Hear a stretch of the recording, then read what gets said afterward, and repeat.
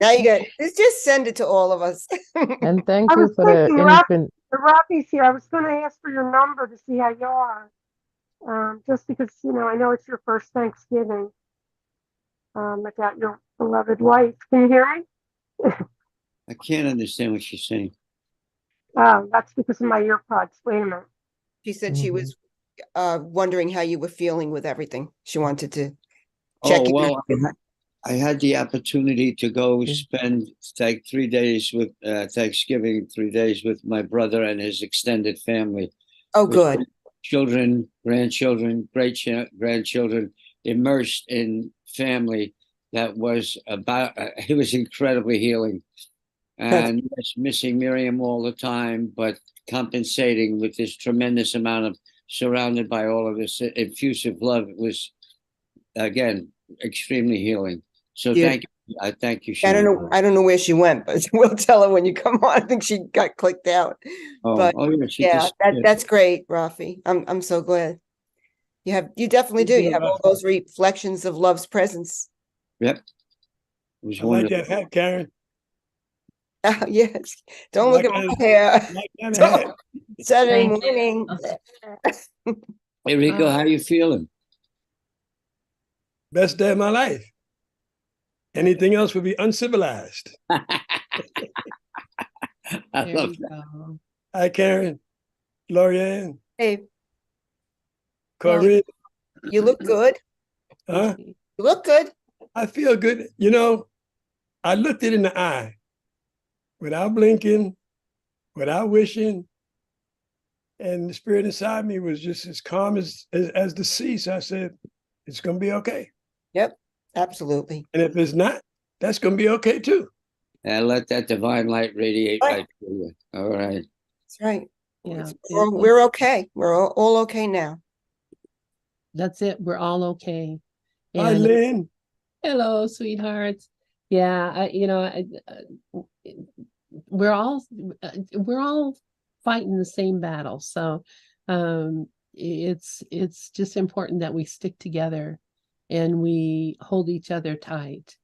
No, that's it. We hold each other close and we love each other. And I think that it it heals.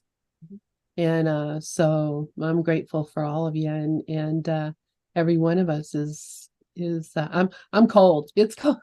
You wonder why I'm all bundled up. It is chilly here in Colorado.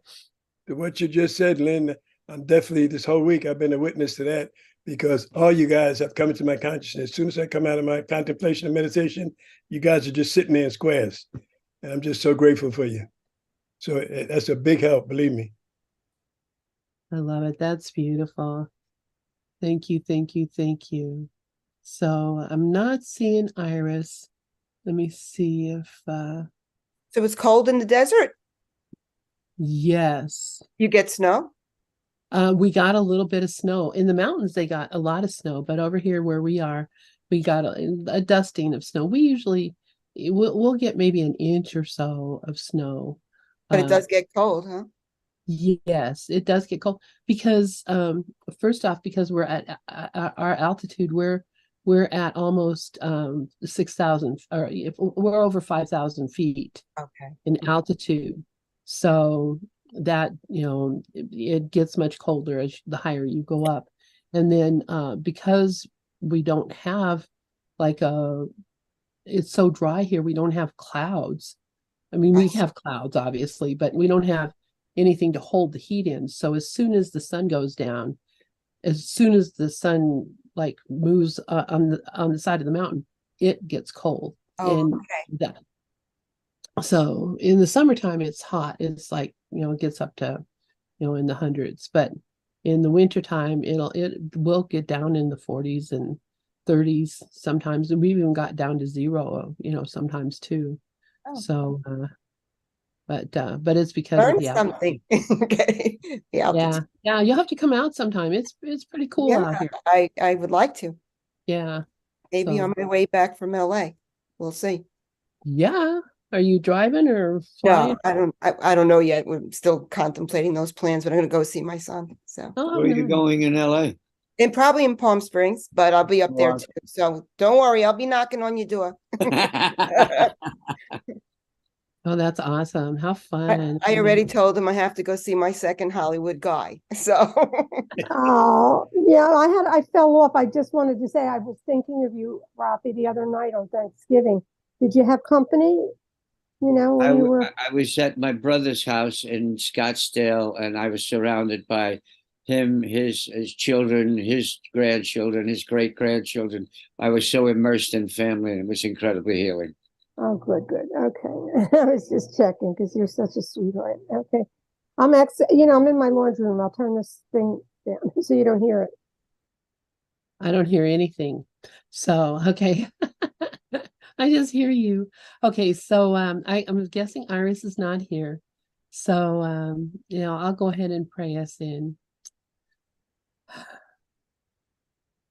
I'm here only to be truly helpful. I'm here to represent him who sent me. I do not have to worry about what to say or what to do, because he who sent me will direct me. I'm content to be wherever he wishes, knowing he goes there with me. And I will be healed as I let him teach me to heal. Amen. So here we are. Healers all. That prayer is a prayer to become a healer. So, when we are here only to be truly helpful, we will heal and we will be healed. So that's not just a prayer, it's a promise. So you know what, I'm not even too sure where we're at, but in the course, but but I'm just going to put up the beginning of text chapter 1, section 6, the illusion of needs. And I don't remember if we read this last week, and I didn't go and look because I don't know why. I didn't think about it, obviously. And so let's just read this. Let's just read the illusion of needs. I think that'll be helpful to one and all.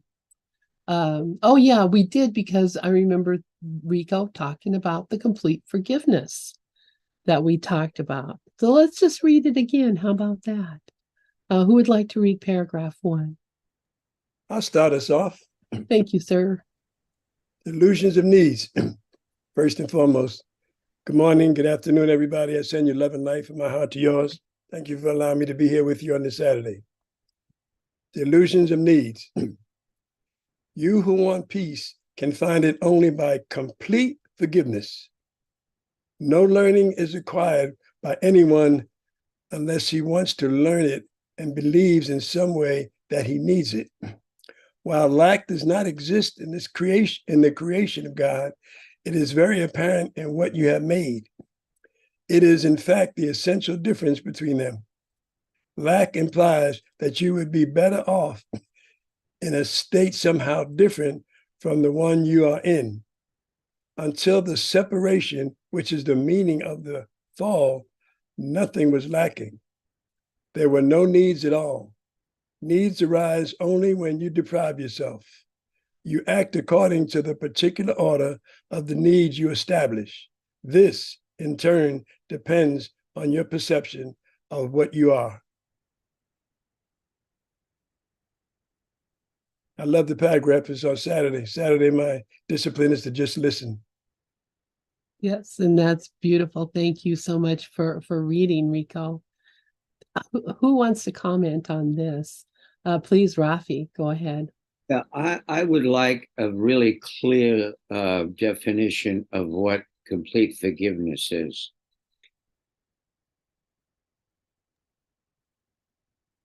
I don't know. I do have a thought in my mind, but I'd like to hear what somebody else. Glorian, please go ahead. experience of oneness, complete forgiveness, we return home into that presence, that spirit of God that I am. It's experiencing the oneness of the Christ. Thank you. Yeah, and thank you. And I guess, because I'm an engineer, that's how I think. I think, well, how do I do that? How do I get to complete forgiveness? And it really is a matter, I think, of moment by moment by moment by moment, looking at what happens and refusing to judge it, looking at what happens and saying, this is love. The only judgment I can make on that is this is love. So if I feel sickness in the body, this is love. When I see unrest in the world, this is love. When I see my cat yowling at the door, I say, this is love. and no matter what it is, just reminding myself that that nothing real can be threatened and nothing unreal actually exists. So it is love, everything that I see, everything that I hear, and everything that I experience. And when I can see it as love, and teach it as love, then I've forgiven it, because I have no false story about what it is. Glorian, please go ahead. Yes, another way of just saying what you just said is the relinquishment of judgment. It just projection ceases to be.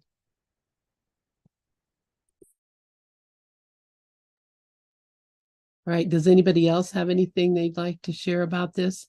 I've got to go tell this cat to shut up because he's driving me nuts. But I forgive the cat. Brooklyn, hi, sweetheart. Good morning. Please go ahead. Good morning, mighty companions. Sorry I'm late. Oh, but I forgive myself. Of course, I see the love. I see the love in with all of you guys. I feel the love. And I just wanted to say that. Mwah.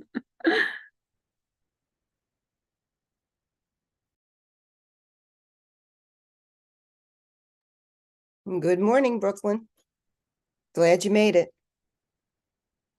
Me too, barely. I barely made it. I can't believe I couldn't sleep well last night. And I looked and it was 11:17 and I said, oh no. But better late than never, and a good example of forgiveness. So good to see everybody. You too, hon. Yeah, thanks, Glorian, for sharing complete oneness of Christ, complete forgiveness. And he says it like, you who want peace can find it only by complete forgiveness. And that what Glorian said is also what I love about the Course, teaching us that only equals are at peace. And we're all saying the same thing. It's when I'm, seeing my brother, seeing myself first as the Holy Son of God, seeing myself first as, who I am as God created me, remembering that I am not this body, and then seeing my brother as the same, seeing, and also it's a moment-to-moment practice, I think, like Lynn said. I agree with that. It's a moment-to-moment practice. And I like what else he said here about lack. Lack implies that you would be better off in a state somehow different from the one you are in. And that's also, for me, thinking that I am not perfect, whole, and complete. I am perfect right now. There's nothing going wrong. It's only my thoughts about it. And the deprivation, he talks about that remember that you are deprived of nothing except by your own decisions, and then decide otherwise. That's in chapter 4, section 4. And I love that, because it's always that decision for the ego that makes us believe we are deprived. And I know that firsthand, and I'm sure everyone can relate. When something goes wrong, like I'm going through a lot of physical challenges right now, and it's been so many opportunities for forgiveness. And right now I'm feeling pretty calm and pretty comfortable. I have this pillow that's helping my back right now. And it's been continually teaching me that I am not this body, because the body is unchanging, perfect. I mean, our minds, who we are, is perfect, whole, and complete, never changing. It's changeless, but this body is changing all the time. So just to bring my awareness back to my mind and recognizing that there is no lack, because there is no separation. I never separated from God. And he's reminding us of that here. So needs arise only when you deprive yourself. You act according to the particular order of needs you established. This in turn depends on your perception of what you are. So what am I? Am I this body, or am I truly, a son of God, a spirit that, I love? And I think it's, there's 3 lessons that are, I am as God created me. And I think it's lesson 110, where he says, I am as God created me. His son can suffer nothing, and I am his son. And for me, what he means by that is not that we're not going to go through pain, not that we're not going to go through trials, not that we're not going to go through tribulation, but I don't have to let it have an effect on me, on the truth. It does not have to destroy my peace. That is my decision. So thank you. Karen, what lesson did you say that was? That'd be a good one for me. What lesson? The one you said, I am God's son, I cannot suffer. Oh yeah, that's it's lesson 110, and it's also lesson 64, lesson 110, and I think it's lesson 164 is I am as God created me. But that particular one I think is from lesson 110. Thank you so much. Yeah, thank you so much for sharing that, Karen. And we all, or I can speak for all of us, we're standing with you in oneness. And that recognition that everything is calling us home to our true identity. I love what you also shared about recognizing that we really are all saying the same thing, and we join in the one mind in our thoughts and our ideas. And it's a matter of semantics, but we join together and move above words and thoughts into that experience together, where we recognize beyond the concept we hold the innocence of each other, and that's how we build on the oneness, and then we extend that to everyone we meet. So thank you so much for pointing that out. Thanks, you guys, man. It's great. You carry on. Brooklyn, please go ahead, and then Corinne has her hand up also. Oh, how wonderful this is. It's total trust that everything is right, everything is okay. And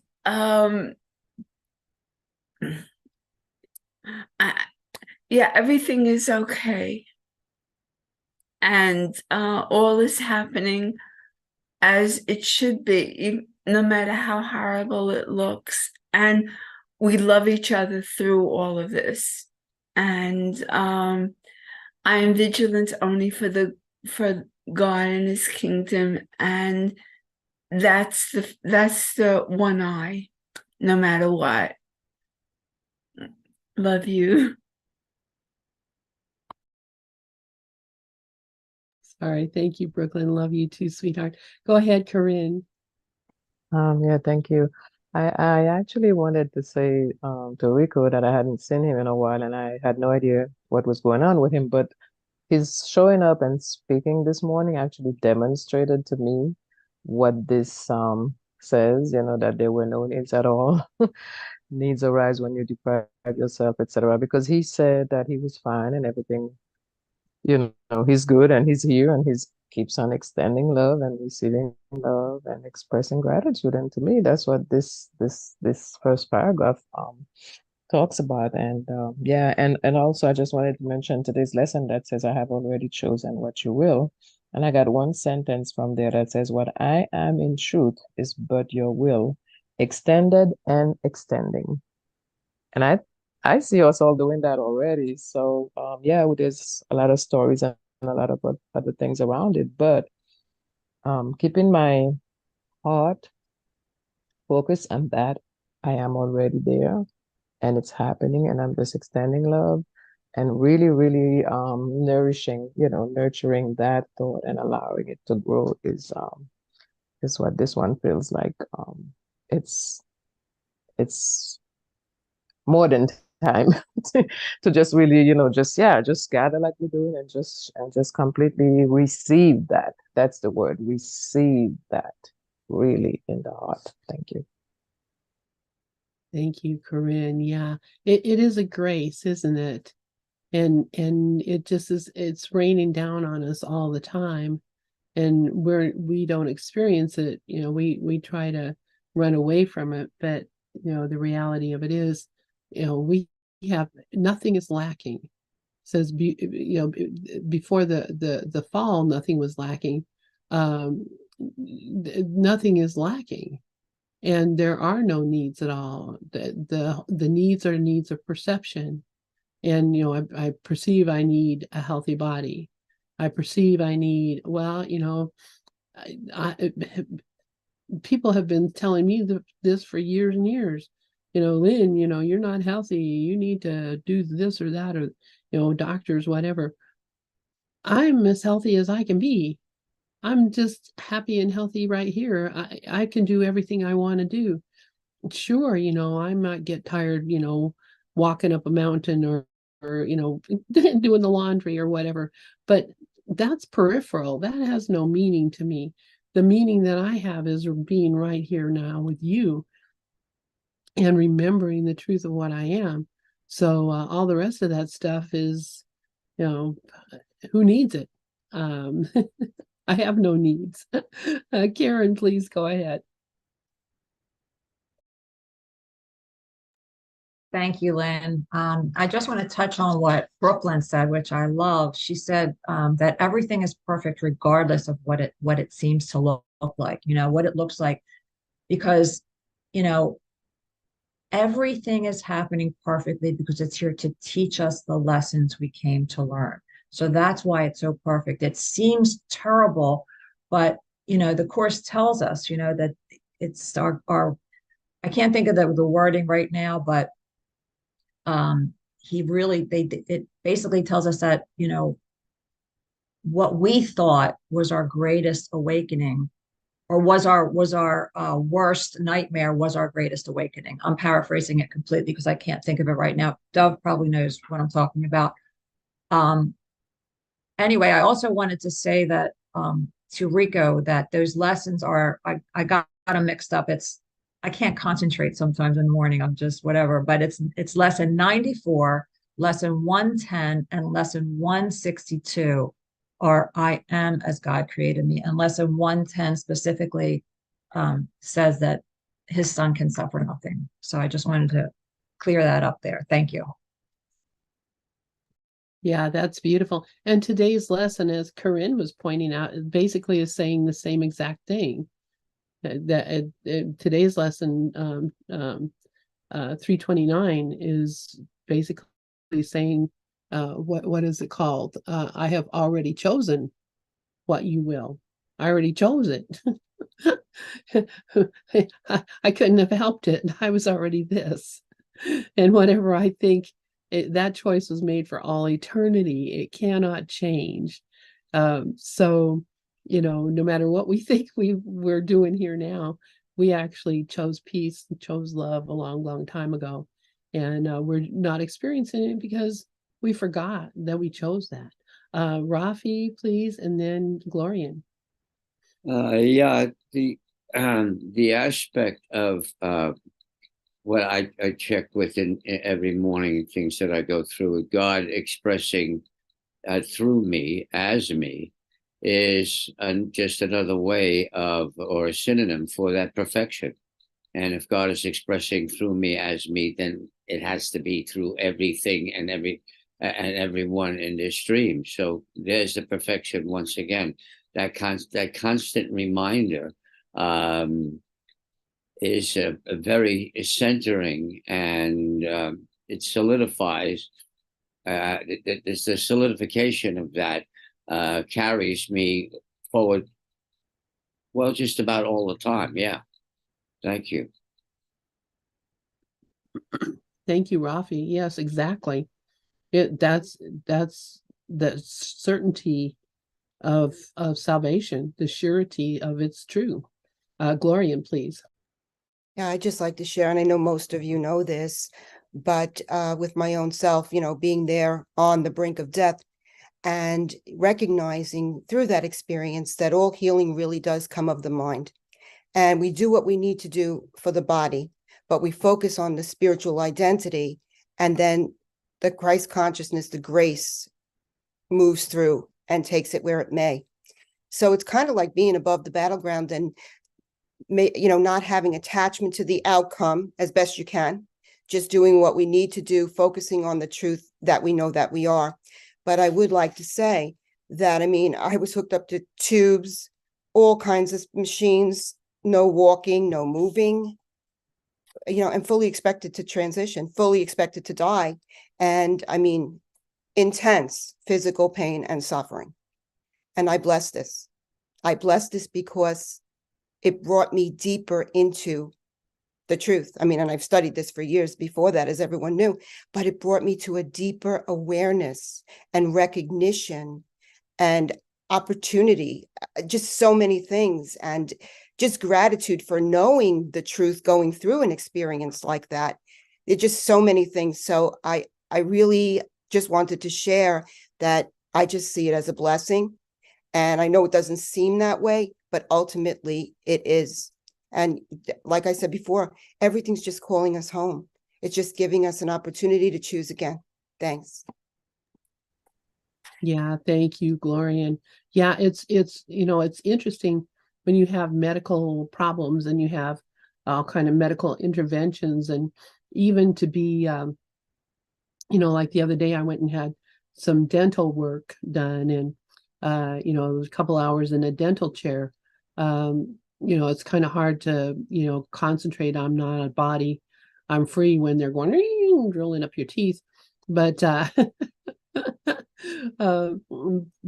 I had to, I had to remember the truth of what I was while that was going on. Or a couple months ago I had to go and have an MRI, and I'm in the MRI thing, and you know how that is. You're laying there and you can't move, and it's going making all these noises and stuff, and if there's times that I would be just like, I'm going to go crazy from this. This is going to drive me insane.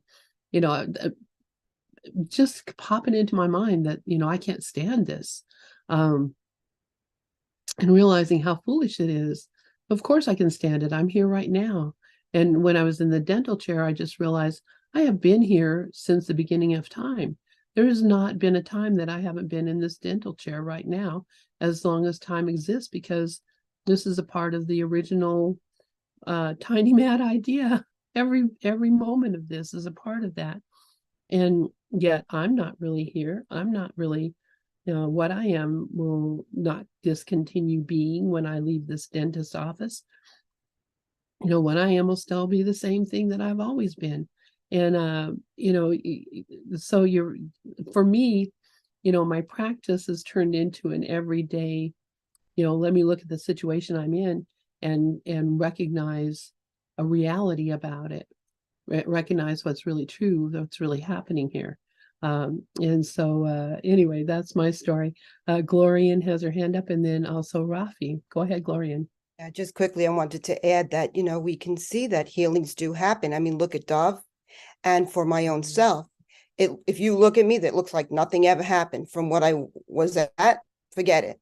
And, the idea is you recognize too, that even if the healings do occur, it's temporary. I mean, I fully accept the fact that it's temporary, because ultimately it moved me into the awareness of I am not a body, a deeper awareness of that. And for years and years, I mean, I would say that and practice that every year with the workbook lessons. And I thought I knew what that meant, but it moved me deeper into that experience. But the recognition that there's really nothing here. It's just all a projection of my mind. And we're here just based upon that belief, that it's just a belief, like Dove always says, and it's a lie. And the important thing is that we recognize the body as a serviceable instrument, which is what it is. An instrument for carrying, being a transparency is really more of an accurate term for the light. Not that we do anything, we get out of the way, and the light and the consciousness and the truth flows through us. And that's the only reason that anyone is here, to become an instrument for the light and bring about healing. Thanks. Thank you. That is beautiful, Glorian. Rafi, go ahead. Yeah, one of the things I realize is I'm always looking, when the buttons are being pushed and the triggers. And I realize, okay, you have perfect health. That's a trigger. That's a button pusher. Okay, what do you need to look at? You got perfect health. Well, that's a blessing. And one of the things it brings up is gratitude. Another thing that when I say everything is unfolding exactly the way it's supposed to, everything is perfect. Well, if my health is perfect, then there's something going on here that I need to look at that is pushing me further and further and further toward that transition, that self-realization. And that's part of it. If my health wasn't, that would also be a button pusher or a trigger. So no matter how you look, perfection, perfection, perfection, perfection. Perfect, perfect, perfect, perfect. Yes, exactly. That is the bottom line of all this is, and we can see it or not, depending on our desire to see it or not to see it. Karen, please go ahead. Thank you, everyone. I love what everyone's sharing here. I found that quote that I was thinking about, and he says that some of your greatest advances you have judged as failures, and some of your deepest retreats you have evaluated as success. So just like Gloria was sharing, what happened to her, was at the time her worst nightmare, but then she learned so much, and she awakened from that. It actually gave her the ability to see things that she didn't see before, recognize things she didn't recognize before, especially the number one thing, that she's not this body. And that's how I feel. The greatest lessons that I learned in life were the most difficult, really for me, the most difficult things that I went through. Like, the biggest one was my husband committing suicide. I thought it was the end of the world, but it taught me so much. I learned all my greatest lessons. And this physical stuff continually teaches me that I am not this body. So I'm very grateful today for these. I love that Rafi brought up gratitude, because it makes me so grateful, being grateful for these experiences, because they're all here to teach us. So I'm so grateful, and I'm so grateful for what everyone's sharing. And thank you. Yeah, thank you for that too, Karen. And also something that I've come to realize about the gratitude is that until I am actually grateful for every circumstance, I'm not really experiencing it at all.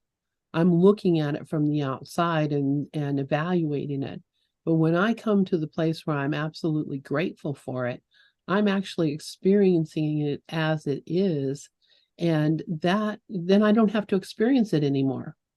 I've experienced what I came for, and I don't have to experience it or keep experiencing it. In fact, I can't experience it anymore because I've seen what it is. It's like, when you're I don't know, when you're a kid and you watch a cartoon, and you think that those are real characters, and then you find out that they're just pictures on a screen. You no longer think that you're going to meet that character when you go down to the park or something. They're not real. It's a story, and until you experience that and know that, you're going to be fooled by the picture. And I don't know where I'm going with that, but it just makes sense to me that that gratitude is the only natural response to receiving exactly what we ask for. So once we recognize this, I'm grateful for this experience, and actually feel that gratitude, then we don't have to worry, we don't have to experience it anymore, because that is the purpose of the experience. And Sharon, please go ahead. Well, I wanted to say that Karen sharing about those lines that Jesus says, our greatest retreats, are our greatest advantage advances. We don't realize that our retreats are actually pushing everything to open. And an example of that is I had about 5 years of really intense, grieving because I didn't know what would happen with my son. And addiction is a disease that it just progresses. And I knew that because I had taken a lot of classes, and I guess we all know that. But again, since he started, that's all I wanted to do was learn about it so I could actually help him. In the very beginning, I wasn't that way. But here's the thing. I would cry, and there would be people saying things that were very silly to me, like, don't you want to wake up? And I was too kind or too probably repressed to say, what are you saying that for? Because one day I was in so much fear and grief. And I remembered that line that Karen just read, and I was walking with my dog and crying and trying to hide it from a girl I was walking with. Because that's how we are really conditioned, to hide our tears, to be ashamed of our tears, right? But I just couldn't help it. They just kept coming. And the aliveness of the self or Holy Spirit or infinite consciousness was standing up, silence. And I looked over and I thought, oh my God, I'm getting an answer. He can't die. He cannot die. So here I am suffering, and I didn't stop that suffering. I didn't say, oh, I'm going to pretend that I'm really advanced, because I had no desire to. If you really get the course, you're only dreaming your dream. There's no one to impress. There's no one better than anyone here. And I'm going to say this. I do sometimes have a judgment when, a lot of spiritual egos say to people, you're not going to wake up if you keep doing that, or you're not going to wake up if you have medicine, take medicine. All of that's nonsense. The great self does not care what we do here, because we're not here. So what I'm trying to say is that all of the egoic rules that we have downloaded are just, they have to be pushed out, because that's what's really talking. When somebody would say to me, well, why are you crying like that? You're not going to wake up. Like, really, the whole point is I just kept going in the process. But it wasn't like I was saying to Jesus, I don't want the truth. I was just saying to Jesus, I am in pain right now, just as he said to his, people, when he said, can everybody stay with me, as he was being murdered, and that's basically what we are as a group. And I feel like so much joy when I leave this group, because it's this consistency of love that I just feel is there. And with my mighty companions, and we all know that, a lot of people can start beating each other up and they're just hurting themselves, right? They're not really hurting us. As soon as we really know that we are that, we've never been anything but that, but we don't have to stop. We're going to get sick. We're going to have things happen. We're going to need operations. Take the medicine. Don't talk about it. Just let it be, because the personal self is nothing. And that's basically what I wanted to share, because it is like, it can hurt a lot of people. I've seen it happen more. And by the way, it hurt me once. There was a teacher that said, because I was crying so much, and somebody said, she's not going to wake up. And then the teacher said, Sharon, aren't you worried about your husband? Are you kidding me? I was going to worry about my husband, Cliff, at that point. I was in grief. I was in pain. He's my child. What does love really do? Love knows basically that you're going to get home. Love knows that, but it doesn't judge for all of our grieving and all of our tears, because they're beautiful. And so is our laughter. Thanks for letting me share. Wow. Thank you so much for that, Sharon. And yes, I do remember that time. And I remember talking with you quite frequently during that time. And, I never saw anything other than, you were being perfect love. And I appreciated, and I know that your son appreciated too, the love that you were expressing for him. And yeah, you were one of the most beautiful friends I had in this particular process. If you're in the steps, they don't do that, because I'm a 12-stepper too. But Lynn, you have been so gracious to so many, and that's why I say to myself, she is truly a teacher of God. That's when meeting everybody with unconditional love, not caring if they're dance. What does that mean? Because they're not doing it. There's only one. And it's all about joining. So I had a button say that, Lynn, because you are extraordinary. Oh, thank you, Sharon. Yes, well, I see you as myself, so we're the same. And I know how I am, so I know how you are. And that's a good thing. Karen, please go ahead, and then Glorian.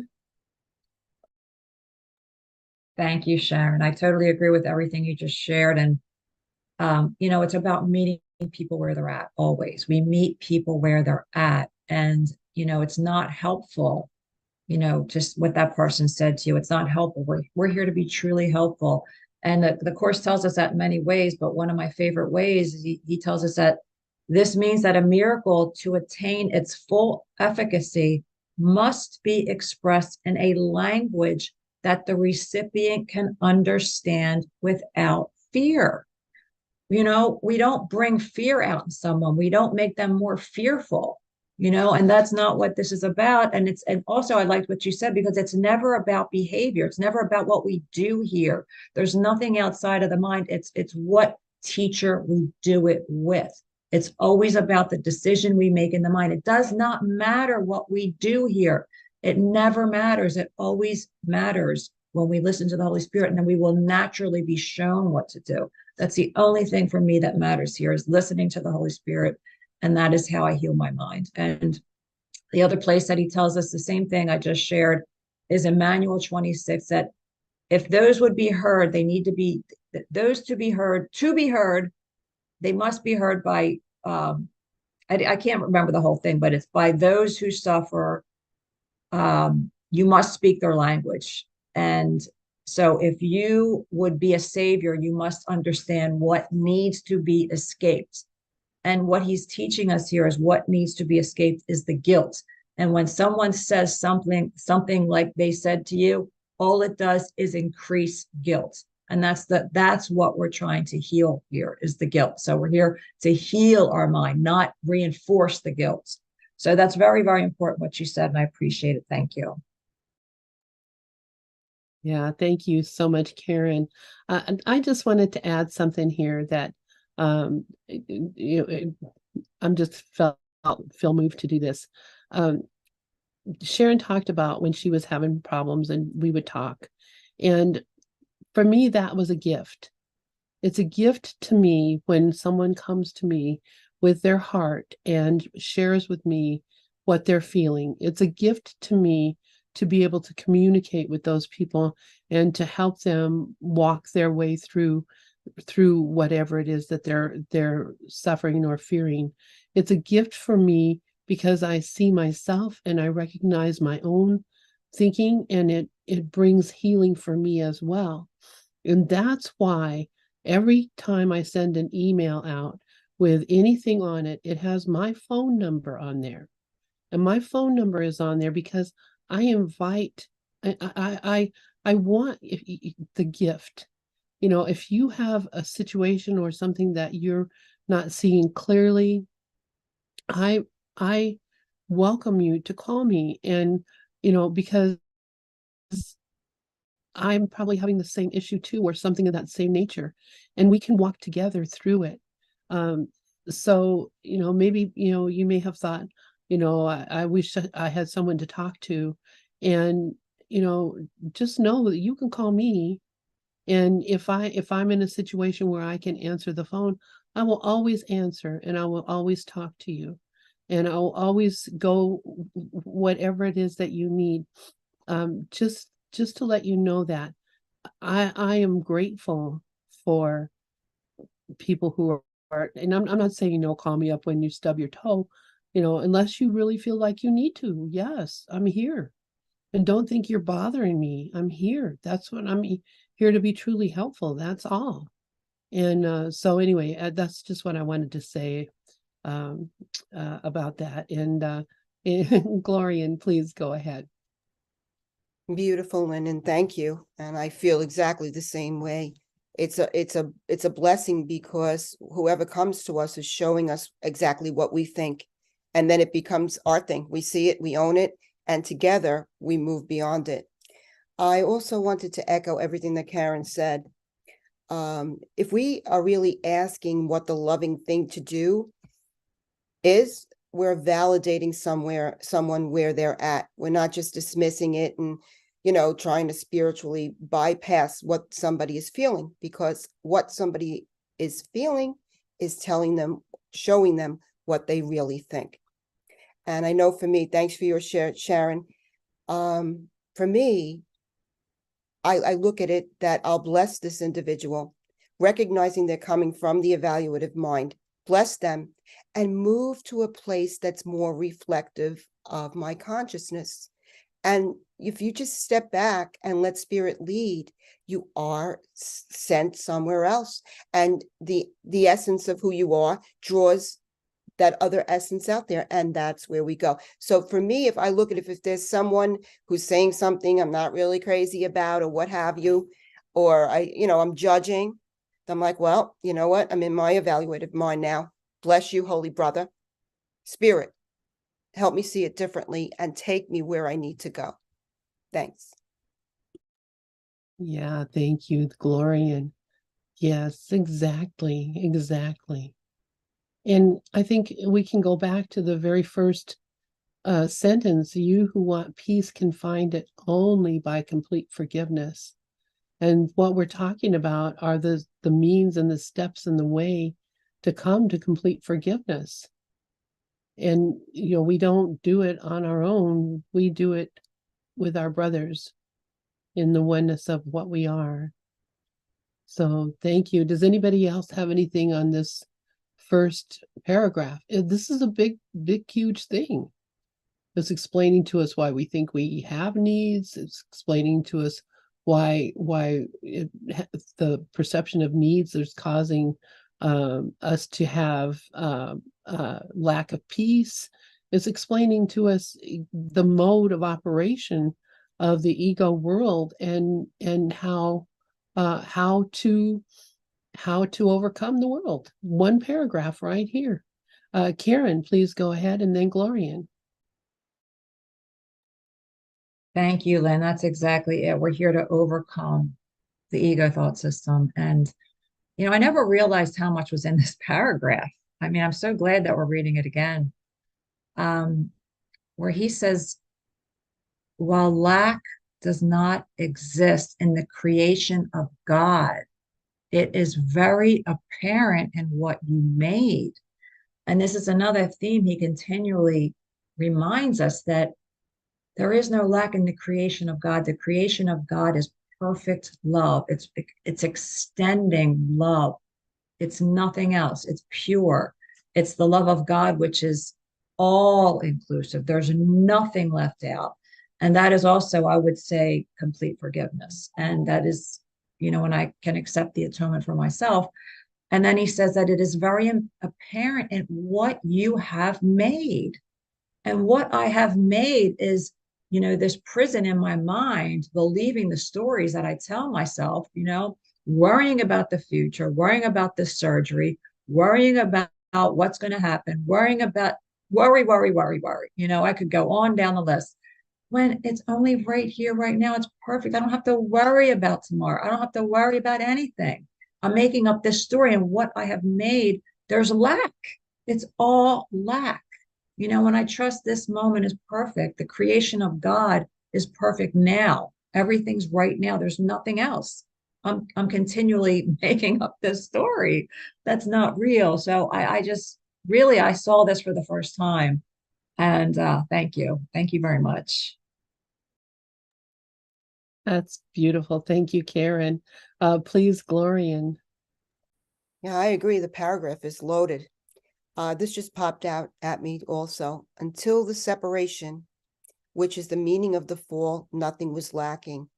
There were no needs at all, because we're at home in God. This is only a trick of mind. We are there now, and nothing is lacking. We have everything we could ever possibly need, unless needs arise only when you deprive yourself. So when we move into misperception, when we are identifying with the body, the grievance, which is identification with the body, then we perceive the needs. It's just so simple, but yet we just have to apply it. I have to apply it. So, that's the whole thing. The recognition that we are already there. Like Sharon always said, Sharon, we are awake. We are awake. We've just forgotten. And all we have to do is remember. Thank you. Yeah, Gloria. And the last sentence, this in turn depends on your perception of what you are. I mean, Amen. that's it. Amen. It depends on what I think I am. And if I think I'm this world body, whatever, then yep, I'm going to be up here in this perception of needs.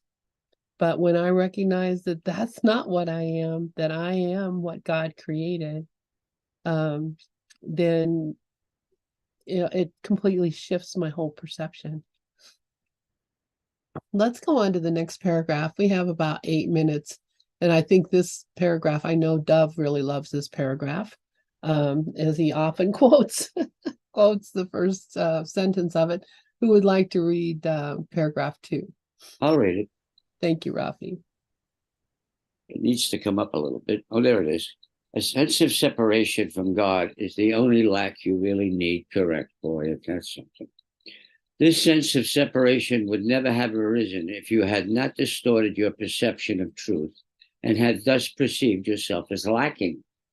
The idea of order of needs arose because, having made this fundamental error, you had already fragmented yourself into levels with different needs.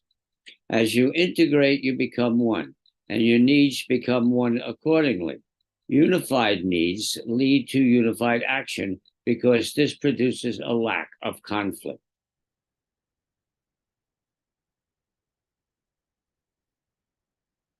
Well, if you didn't think you were separated from the truth of the oneness of being of God, there would be no ego concept of lack and limitation. It wouldn't exist. And it doesn't really exist except in our fantasy. Thank you. You can't be separated from the oneness of being. It's not possible.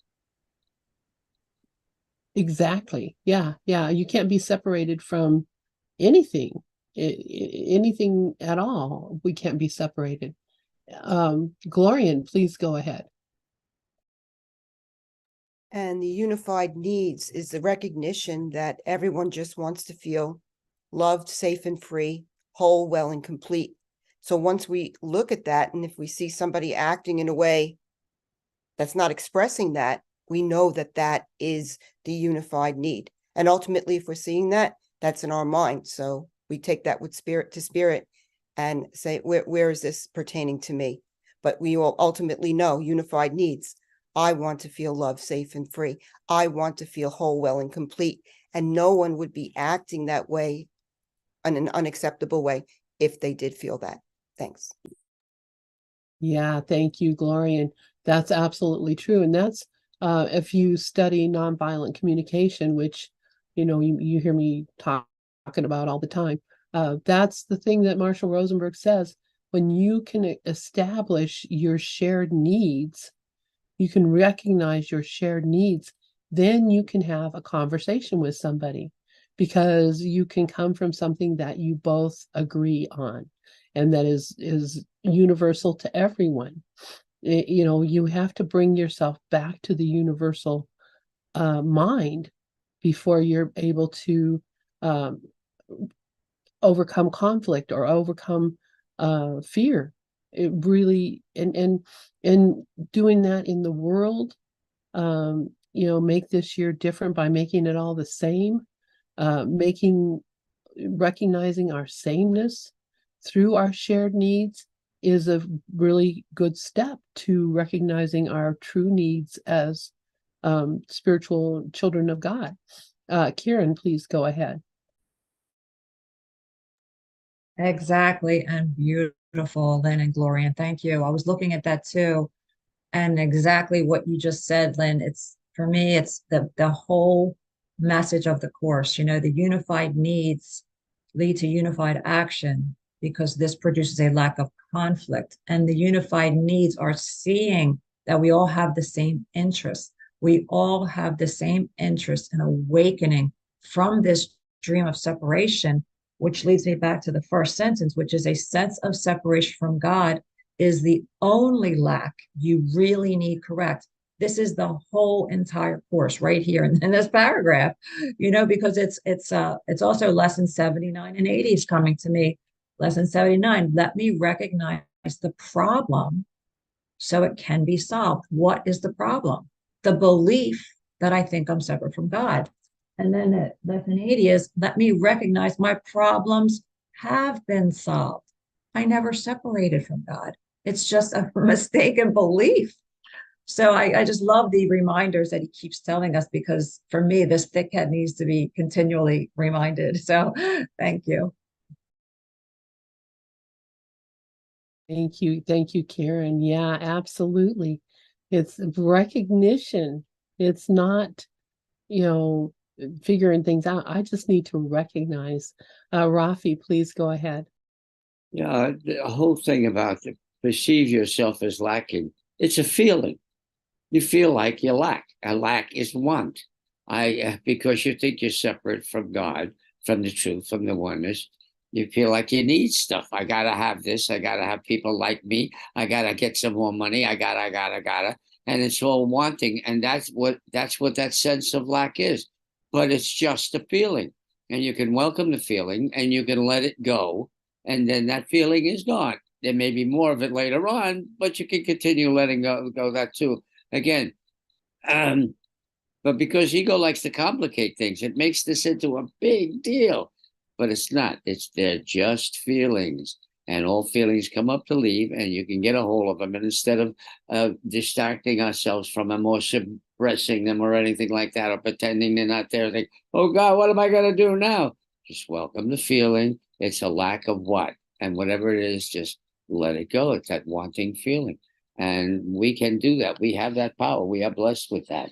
And I do it all the time. Thank you. Yeah, thank you, Rafi, and thank you for reminding us again the power of the mind. That I am in control of my mind. It's not in control of me. I'm not the victim of my thinking. I actually can tell myself that's BS, and I can stop believing it. I don't have to believe it just because my mind tells me it's true. And what a gift that is. Glorian, please go ahead. Yes, thank you, Rafi, for your beautiful sharing. And what was coming to me, it was a perfect description of choose once again. Recognize I'm out of my peace and let it go. Make a different choice. So thank you. And before, when Karen was talking, I mean, we can really sum it up very easily, the entire course, with the prayer. Forgive us our illusions, Father, and help us to accept our true relationship with you. Amen. End of the story. Thanks. Yeah, beautiful. Thank you, Glorian. Perfect and beautiful sharing. Does anybody else have something that they'd like to share before we close out? Dove, please go ahead. Yeah. Some of you know, I took the first line of that paragraph too. A sense of separation from God is the only lack you really need correct as my mantra last Sunday. And at first, it works on you. I'm at a point a week later where I can actually move from a sense of separation is the only lack to I feel totally abundant.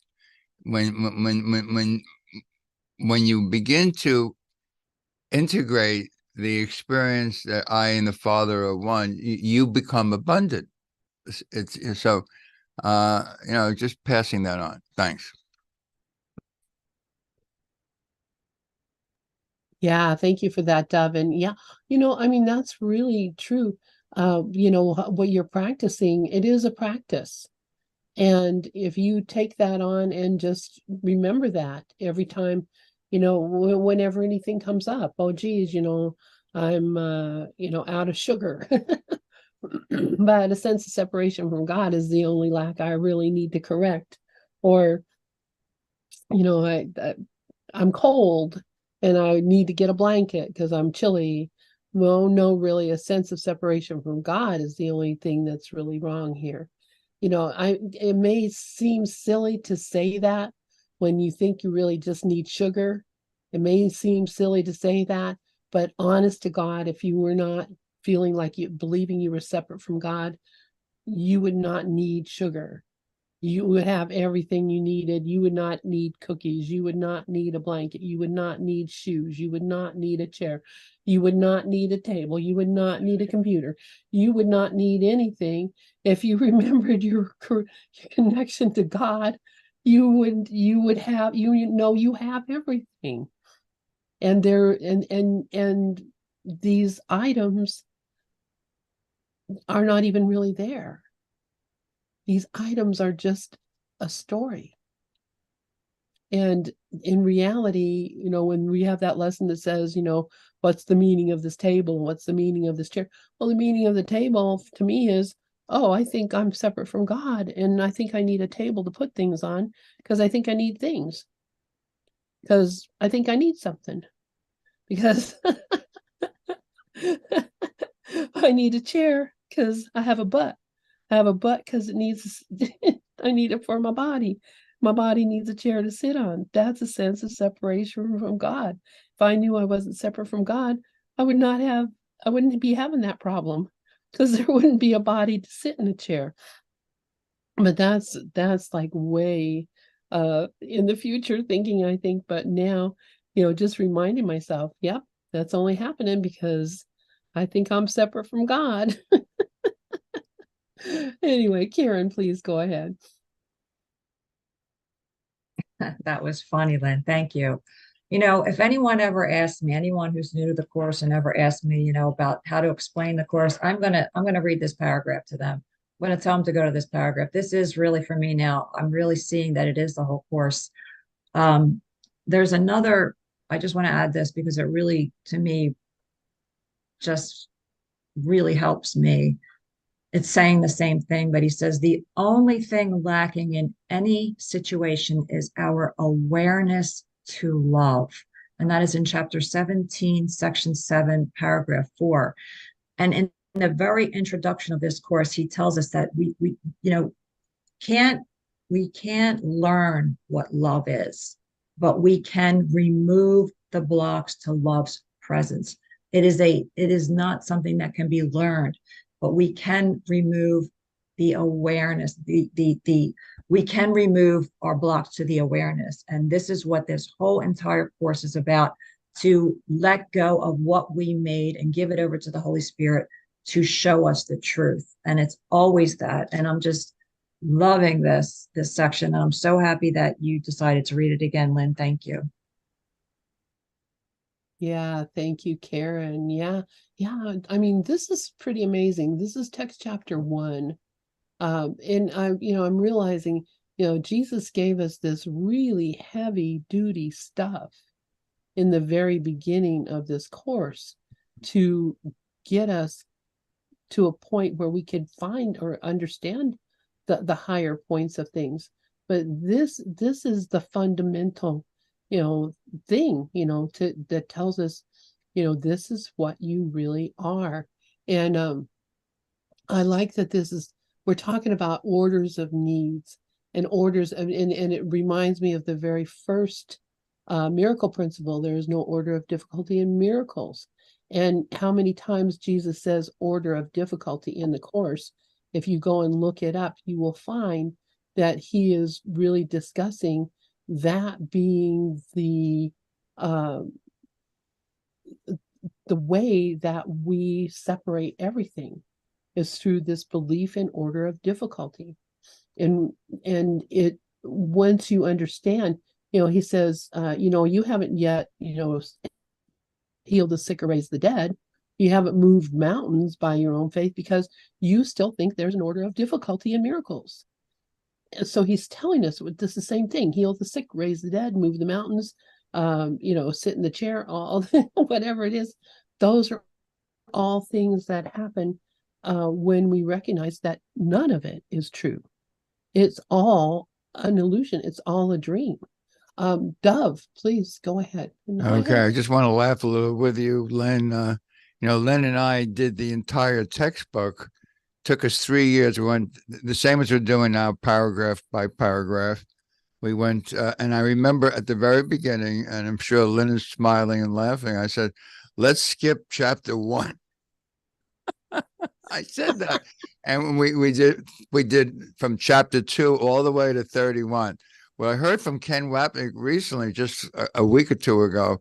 He says, Jesus sums up the entire first 30 chapters in chapter 31. I wasn't aware of that. Chapter 31 is Jesus' review of the entire course. And he starts out in chapter 31, first section, is the simplicity of salvation. The simplicity. It is simple, but not easy. But it is simple. I mean, and as Cameron points out, this paragraph is a very simple paragraph, yet it is the entire course.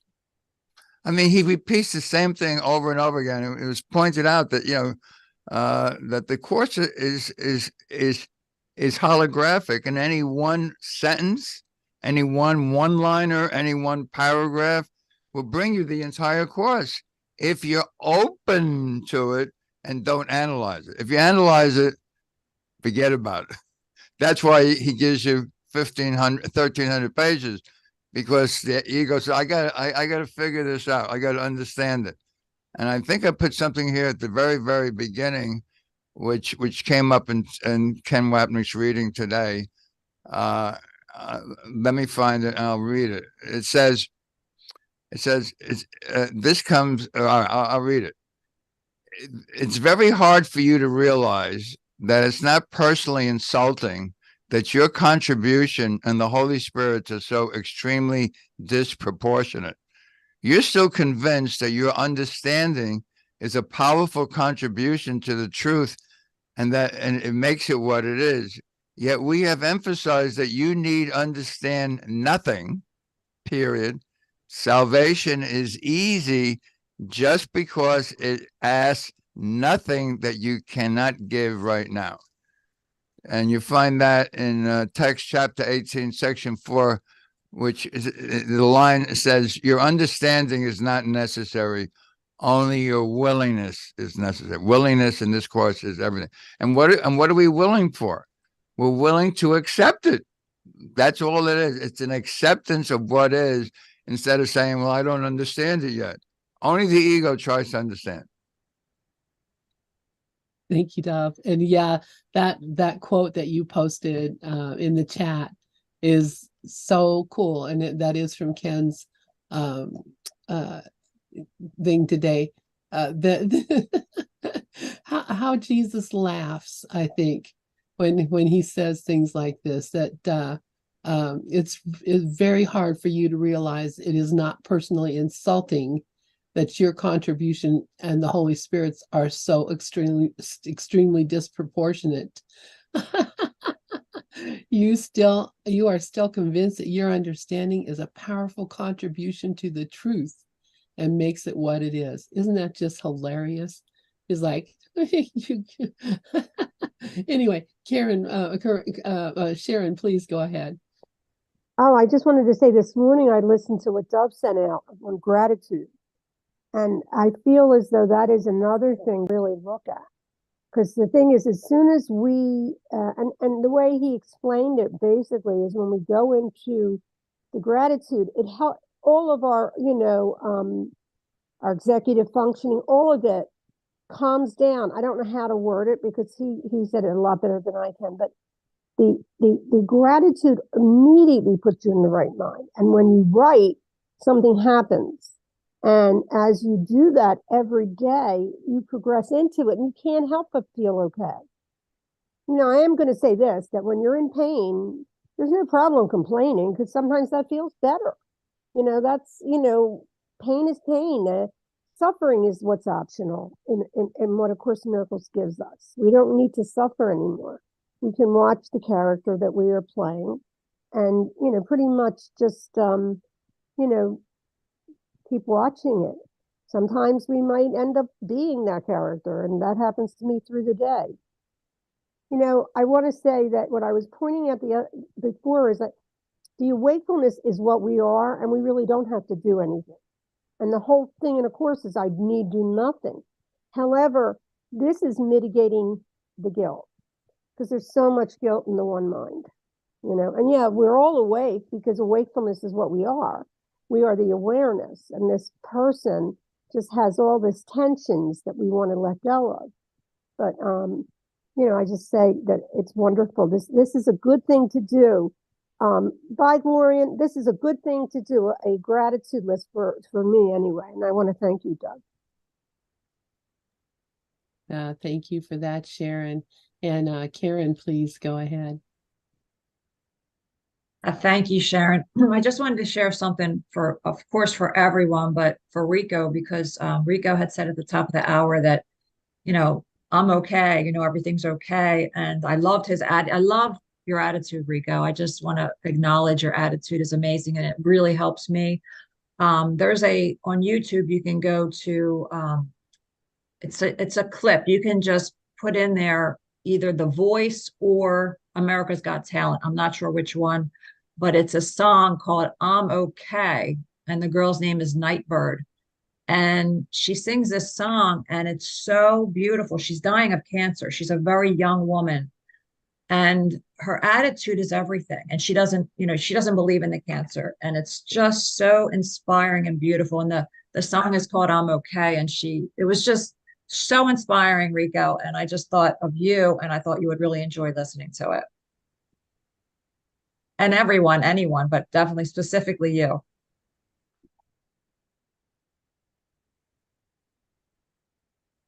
Thank you, Glorianne. Glorianne. Glorianne just left. Karen, thank you. I shall give it a listen with my heart, not with my head.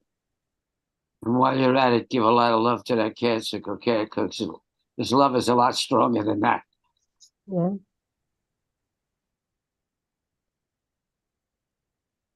I'm going to see if I can play that song. Hang on just a sec. Share sound. Oh. Okay. Or maybe it's a video. We'll see. Okay. All right. Hang on. It's okay? Okay.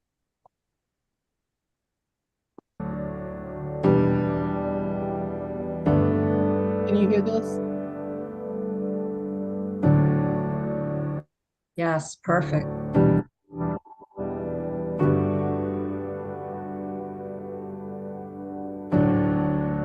I moved to California in the summertime. I changed my name thinking that it would change my mind. I thought that all my problems, they would stay behind. I was a stick of dynamite, and it just was a matter of time. Oh dang, oh my, now I can't hide. Said I knew myself, but I guess I lied. It's okay, it's okay, it's okay, it's okay. If you're lost, we're all a little lost, and it's alright. It's okay, it's okay, it's okay, it's okay. If you're lost, we're all a little lost, and it's alright, it's alright. It's alright, it's alright, it's alright.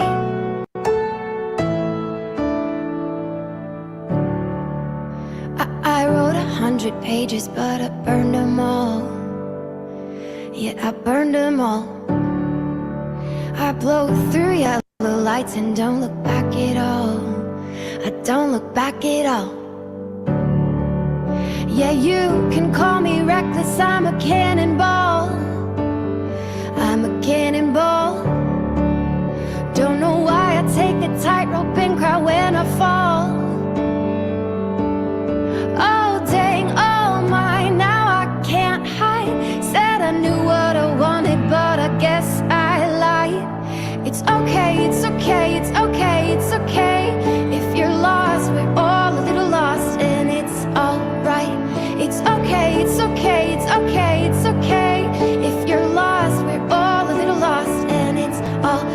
it's alright. It's alright, it's alright, it's alright.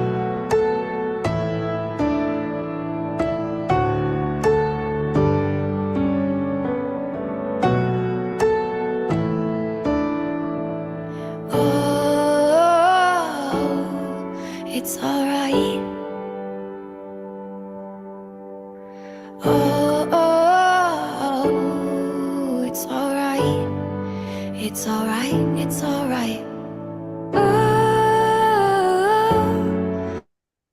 it's alright. Oh, it's alright. Oh, it's alright.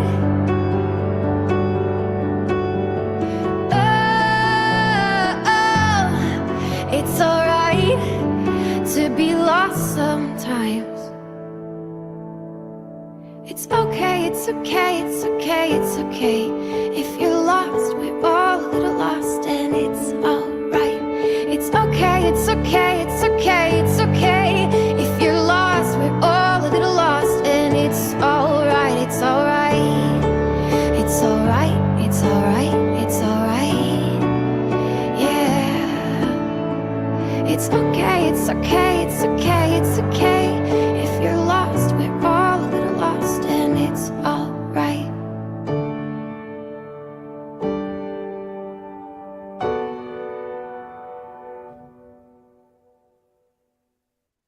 Wow. That was Thank you. beautiful. All right. Thank you. Thank you. Thank you, everyone. God bless you all. Thank you, everyone. Bye, everyone. See you later. Thank you, Karen. Grateful for you all. Dov, Soma, Rafi, Lynn, Sharon, Corinne. Much love.